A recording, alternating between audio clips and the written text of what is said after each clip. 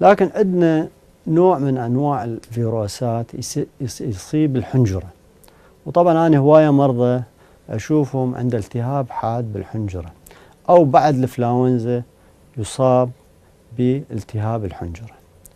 طبعا الحنجرة مشكلة يصير عندهم قحة كلش قوية، ورا ما يطيب حتى من الفيروس تستمر القحة، يصير عنده نوع من أنواع التحسس بالحنجرة.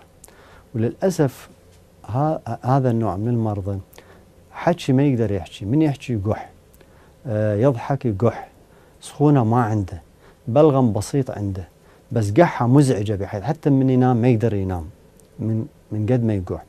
بس من نفحصه احنا نشوف صدره نظيف، نفحص الحنجرة نسمع أصوات معينة تبين لنا أنه هذا التهاب بالحنجرة أو تحسس بالحنجرة. طبعا هذا النوع من المرضى يعني للأسف هواية يجون ماخذين أنتيبايوتيك هواية، ياخذين أبرة هواية بدون فائدة، ياخذون شرابات قحة هواية أيضا بدون فائدة. طبعا هو علاجه يعني هواية يخفف عن المريض بأدوية بسيطة. يعني هواية يجوني مرضى عنده التهاب تحسسي بالحنجرة بسبب إصابته قبل فترة التهاب فيروسي أو بإنفلونزا، وراها يبدي قح، والقحة مالته كلش مزعجة وتشلب شهر شهرين أكثر، بحيث المريض يعني تأثر على حياته العملية، يعني حكي ما يقدر يحكي، نوم ما يقدر ينام. فأكثر أدوية اللي أنا شفتها تفيده أنه يأخذ مضادات التحسس اللي هو مثلا الأنتي هستامين مثل أكتيفيد، لوراتيدين، سلوراتيدين، حباية بالليل حتى تقلل الرشح الداخلي اللي ينزل على الحنجرة.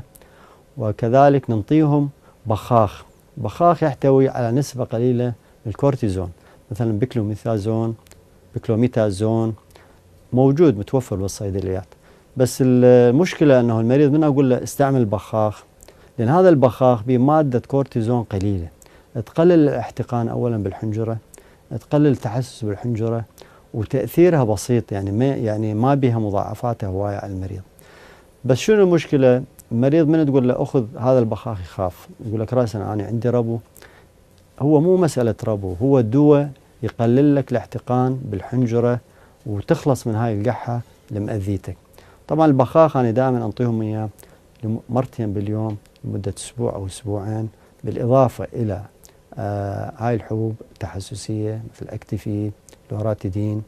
بالإضافة إلى ذلك المريض ينمنع عن أولا الحلويات القوية، الحوامض اللي قوية، لأن هاي تأثر على الحنجرة، لأن قسم منهم يقح يشرب لي حامض أو يشرب لي ليمون، طبعا يزيد القحة بالزايد، أو أنه يأكل حلا، طبعا هاي تأثر على الحنجرة.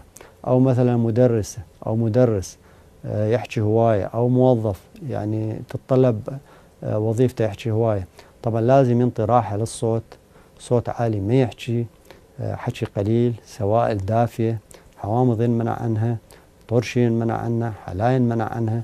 وعلاجها بس فقط بخاخ مرتين باليوم، لوراتيدين بالليل حباية، يستمر بها إلى أن تنتهي القحة وتنتهي المشكلة. طبعا نتأكد أنه ما عنده استرجاع من المريء، لأن استرجاع المريء أيضا يأثر على الحنجرة وممكن يزيد القحة. وهاي الأشياء البسيطة بالإضافة إلى السوائل وتنتهي المشكلة.